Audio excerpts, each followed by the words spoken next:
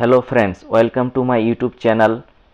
আজকের ক্লাসটি খুব ইম্পর্টেন্ট হতে চলেছে, কারণ আজকে আমি আপার প্রাইমারি বাংলা পেডাগজির যে সিরিজটা চলছে সেটার উপর নেব এবং এখানকার যে কোশ্চেনগুলো অ্যান্সার করাবো খুব ইম্পর্টেন্ট, পরীক্ষা আসতে পারে। তো তোমরা অবশ্যই সবগুলো কোশ্চেনের অ্যান্সার ভালো করে দেখে যাবে। শুরু করা যাক আজকের ভিডিও। তো প্রথম কোশ্চেনটা কি বলেছে? বলেছে তুমি শিক্ষক হিসাবে তোমার কাজ কি করে করবে। তো এখানে চারটা অপশন আছে, তার মধ্যে সবচেয়ে যেটা বেস্ট, যেটা ভালো হবে সেটা তোমাকে চুজ করতে হবে। তো তুমি শিক্ষক হিসেবে তোমার যেটা ফার্স্ট কাজ বা প্রধান কাজ সেটা হচ্ছে তুমি ছাত্রদের সার্বিক বিকাশের উপর জোর দেবে। তাহলে সার্বিক বিকাশের উপর জোর দেওয়াই হচ্ছে একজন শিক্ষকের কাজ। তাহলে হচ্ছে ওয়ানের বি নাম্বার হয়ে যাবে অ্যান্সার। তাহলে সবাই বুঝতে পারলা, সার্বিক বিকাশের উপর জোর দিতে হবে। এরপরে আমরা দেখব নেক্সট কোশ্চেন কি বলেছে। 2 নম্বর কোশ্চেন বলেছে পড়ানো বোঝানোর ক্ষমতা পর্যায়কে বজায় রাখার জন্য গুরুত্বপূর্ণ জিনিসগুলি হলো। এখানে চারটা অপশন আছে: বন্দোবস্ত, দক্ষতার পর্যবেক্ষণ, যোগ্য শিক্ষক, উপরের প্রত্যেকটি মানে প্রতিটি। তো এখানে কিন্তু সবগুলোই লাগবে, বন্দোবস্ত লাগবে, দক্ষতার পর্যবেক্ষণও লাগবে, যোগ্য শিক্ষকও হতে হবে। তাহলে 2-এর ডি নাম্বার হয়ে যাবে অ্যান্সার। তাহলে হচ্ছে উপরের সবকটি, এটা হয়ে যাবে কিন্তু উপরের প্রতিটি হয়ে যাবে অ্যান্সার হয়ে যাবে 2-এর। এরপরে আমরা দেখব 3 নম্বর প্রশ্ন কি বলেছে। 3 নম্বরের প্রশ্ন বলেছে তুমি একজন ছাত্রের উপর অসন্তুষ্ট। মনে করো ক্লাস চলছে, তুমি কোনো একটা ছাত্রের উপর অসন্তুষ্ট হয়েছো, তাহলে তুমি তার উত্তরপত্র পরীক্ষা করার সময় কি করবে? এখানে চারটা অপশন আছে, তার মধ্যে যেটা বেস্ট অ্যান্সার হবে সেটা তোমাকে চুজ করতে হবে। এখানে হচ্ছে দেখো অপশানগুলো বলেছে। 1 নম্বর অপশন বলেছে তার দক্ষতা অনুযায়ী নাম্বার দেবে। বি নাম্বার অন্য শিক্ষকদের বলবে তাকে কম নম্বর দেওয়ার জন্য। সি নম্বর তাকে শাস্তি দেওয়ার জন্য কম নম্বর দেবে। আর ডি নম্বর হচ্ছে কোনো সংস্কার ছাড়াই তার দক্ষতা নির্ধারণ করবে। তাহলে এই যে বি সি ডি এগুলো তো করাই যাবে না, তাহলে উত্তর হয়ে যাবে 3-এর এ, তার দক্ষতা অনুযায়ী। তার দক্ষতা যেইভাবে আছে সেই হিসাবে তাকে নম্বর দিতে হবে। তাহলে 3-এর এ হয়ে যাবে অ্যান্সার। এরপরে আমরা দেখব 4 নম্বর প্রশ্নটার উত্তর কি বলেছে। 4 নম্বর প্রশ্নটা বলেছে শ্রেণীকক্ষে কখন শৃঙ্খলা থাকে না। এখানে অপশান আছে 4টা, এর মধ্যে একটা অ্যান্সার হবে। শ্রেণীকক্ষে কখন শৃঙ্খলা থাকে না। এ নাম্বার বলছে শ্রেণীকক্ষে কিছু ছাত্র দুষ্টু হলে। বি নাম্বার সব ছাত্ররা দুষ্টু হলে। 3 নম্বর মানে সি নাম্বার ছাত্রদের করার মতো কিছুই থাকে না। ডি নাম্বার কোনোটি নয়। তাহলে হচ্ছে 4-এর হয়ে যাবে কিন্তু সি নাম্বার উত্তর, যে ছাত্রদের করার মতো কিছুই থাকে না, তখন কিন্তু শৃঙ্খলা হয়ে যায়, শৃঙ্খলা থাকে না। এরপরে আমরা চলে যাব 5 নম্বর প্রশ্ন কি বলেছে। 5 নম্বর প্রশ্নটা বলেছে শ্রেণীকক্ষে শৃঙ্খলা বজায় রাখার জন্য জরুরি হলো। 4টার মধ্যে কোনটা অপশন হবে? তো শ্রেণীকক্ষে শৃঙ্খলা বজায় রাখার জন্য ছাত্রদের ভয় দেখানো, না ছাত্রদের পড়ানোর কাজকর্মে ব্যস্ত থাকবে, না ছাত্রদের প্রভাবিত করা, না ছাত্রদের শৃঙ্খলা বজায় রাখার জন্য বলা উচিত। তাহলে এখানে হয়ে যাবে বেস্ট অ্যান্সার হচ্ছে বি, ছাত্রদের কি করা উচিত?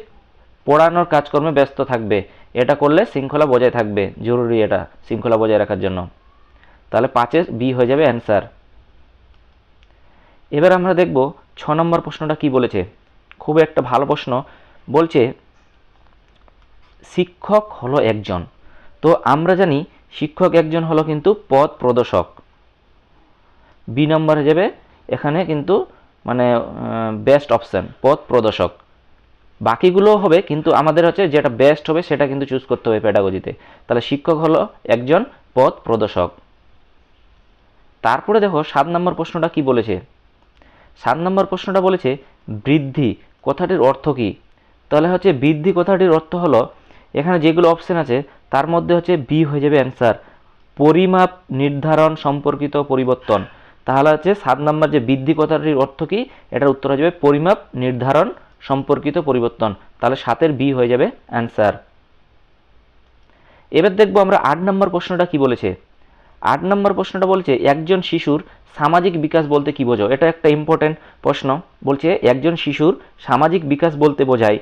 এ নাম্বার অপশন বলেছে সমাজে একজন শিশুর বিকাশ, ভালো সমাজ, দলের মধ্যে শিশুদের সমন্বয় সাধন, না সমাজে ভালো কাজ করা। তো এখানে হচ্ছে 4টার মধ্যে যেটা বেস্ট অ্যান্সার হবে সেটা হচ্ছে সি, দলের মধ্যে শিশুর সমন্বয় সাধন একজন শিশুর সামাজিক বিকাশ বলতে বোঝায়। তাহলে হচ্ছে 8-এর হয়ে যাবে সি, দলের মধ্যে শিশুর সমন্বয় সাধন। এরপরে আমরা দেখব 9 নম্বর প্রশ্নটা কি বলেছে। 9 নম্বর প্রশ্নটা বলেছে, যদি একজন শিশু শ্রেণীতে উপস্থিত না থাকে তাহলে শিক্ষক হিসাবে তুমি কি করবে। তাহলে একজন শিশু যদি শ্রেণীতে উপস্থিত না থাকে তাকে শাস্তি দেবেন, না 2 নম্বর অনুপস্থিতির কারণ জানতে চাইবেন, না শ্রেণী কক্ষে দাঁড় করিয়ে রাখবেন, না সেই পাঠ পুনরায় পড়াবেন। তাহলে এখানে হয়ে যাবে বি নাম্বার অপশান, যে অনুপস্থিতির কারণ জানতে চাইবেন, যে অনুপস্থিতির কারণ, সে কি কারণে অনুপস্থিত ছিলেন, মানে এই শিশুটি কি কারণে অনুপস্থিত ছিল। তাহলে 9 হয়ে যাবে বি নাম্বার উত্তর। এরপরে আমরা দেখব 10 নম্বর প্রশ্ন কি বলেছে। 10 নম্বর প্রশ্ন বলেছে, শিশুর বিকাশ কথাটির অর্থ কী। তাহলে হচ্ছে শিশুর বিকাশ কথাটির অর্থ কী, এখানে 4টার মধ্যে দেখতে হবে কোনটা উত্তর হবে। 1 নম্বর অপশন বলেছে যে শিশুর দেহের দৈর্ঘ্য ও প্রস্থের বৃদ্ধি ও মোটা হওয়া। 2 নম্বর অপশন বলেছে শিশুর মানসিক ও বৃত্তি সংক্রান্ত বিকাশ। সি নম্বর বলেছে শিশুর সার্বিক বিকাশ। ডি নম্বর শিশুর বিকাশ। তাহলে এখানে যেটা 4টার মধ্যে বেস্ট অপশন হচ্ছে যে শিশুর বিকাশ কথাটির অর্থ সেটা হচ্ছে শিশুর সার্বিক বিকাশ, সর্বক্ষেত্রে বিকাশ হবে। ঠিক আছে, সেটাই হচ্ছে শিশুর বিকাশকে বোঝাবে। তাহলে 10-এর ডি হয়ে যাবে কিন্তু উত্তর, 10-এর সি হয়ে যাবে অ্যান্সার সি। এরপরে আমরা চলে যাব 11 নম্বর প্রশ্ন কি বলেছে। বলছি যে শিশুর বিকাশ পদ্ধতি হলো একটি, এখানে 4টার মধ্যে কোনটা হবে। ধীরগতি সম্পূর্ণ চলন হবে, না একই উপায় অসঙ্গত বিকাশ, না ধারাবাহিক ক্রমাগত অসঙ্গত পদ্ধতি, না সাধারণ উপায়ে বিকাশ। তাহলে এটার শিশুর বিকাশ পদ্ধতি হলো একটা ধীরগতি সম্পূর্ণ চলন। তাহলে হচ্ছে 11-এর এ হয়ে যাবে অ্যান্সার, ধীরগতি সম্পূর্ণ চলন একটি। তারপরে আমরা দেখব 12 নম্বর প্রশ্ন কি বলেছে। বলেছে একজন প্রার্থী তখনই ভালো শিক্ষক হতে পারেন যখন তিনি, এখানে 4টা অপশনের মধ্যে কোনটা হবে দেখো। বলেছে যখন শিক্ষকতা সম্পর্কে তার প্রকৃত আগ্রহ থাকে, বি নাম্বার পাঠ্য বিষয় সম্পর্কে অসামান্য জ্ঞানের অধিকারী হন, ছাত্রদের সঠিকভাবে নিয়ন্ত্রণ করতে পারেন, পাঠ্য বিষয়গুলিকে ভালোভাবে বিশ্লেষণ করতে পারেন। তাহলে এখানে কিন্তু হয়ে যাবে এ নাম্বার উত্তর, যে যখন শিক্ষকতা সম্পর্কে তার প্রকৃত আগ্রহ থাকবে। আগ্রহ যদি না থাকে তিনি কখনো ভালো শিক্ষক হতে পারেন না। তাহলে মেন হচ্ছে এখানে আগ্রহটা। তাহলে হচ্ছে 12-এর এ নাম্বার হয়ে যাবে অ্যান্সার। এরপরে আমরা দেখব 13 নম্বর প্রশ্ন কি বলেছে। 13 নম্বর প্রশ্নে বলেছে তোমার ধূমপান করার অভ্যাস আছে, তুমি ছাত্রদের কিভাবে পড়াবে। তো প্রথমত ধূমপান করার অভ্যাস ছাড়তে হবে, এখানে অপশন নাই যদিও এটা। তো এখানে যেগুলো অপশন আছে সেটা হচ্ছে শ্রেণীকক্ষে ধূমপান করবে না, না ছাত্রদের সামনে ধূমপান করবে না, না বিদ্যালয়ের ক্ষেত্রে ধূমপান করবে না, না ডি নাম্বার শুধুমাত্র স্টাফ রুমে ধূমপান করবে। এখানে কিন্তু 13 ডি হয়ে যাবে উত্তর, শুধুমাত্র স্টাফ রুমে ধূমপান করবে, 13 ডি। এরপরে প্রশ্ন আমরা দেখব কি বলেছে। শিশুদের শ্রবণ দক্ষতাকে বৃদ্ধি করার জন্য কি করা উচিত। এটা একটা ভালো প্রশ্ন, যে শিশুদের শ্রবণ দক্ষতা, তারা শোনার যে দক্ষতা যে সেটা বৃদ্ধি করতে হবে, তার জন্য কি করা উচিত। 1 নম্বর অপশন বলেছে ছাত্রদের দ্বারা আবৃত্তি পড়ানো, বি নাম্বার বলেছে ছাত্রদের জন্য প্রশ্ন তৈরি করা, সি নাম্বার পড়ার সময় ভুল নির্ধারণ করা, ডি নাম্বার শোনার গুরুত্বকে ব্যাখ্যা করা উচিত। তো এখানে যেটা হয়ে যাবে বেস্ট অপশন সেটা হচ্ছে এ, যে ছাত্রদের দ্বারা আবৃত্তি করে পড়ানো, তাহলে তাদের শ্রবণ দক্ষতা বৃদ্ধি পাবে। আজকের লাস্ট প্রশ্ন বলেছে যে কোন সময় শিশুদের মধ্যে অভ্যাসের বিকাশ ঘটে। তো এটা হয়ে যাবে কিন্তু জন্মের সময় থেকেই।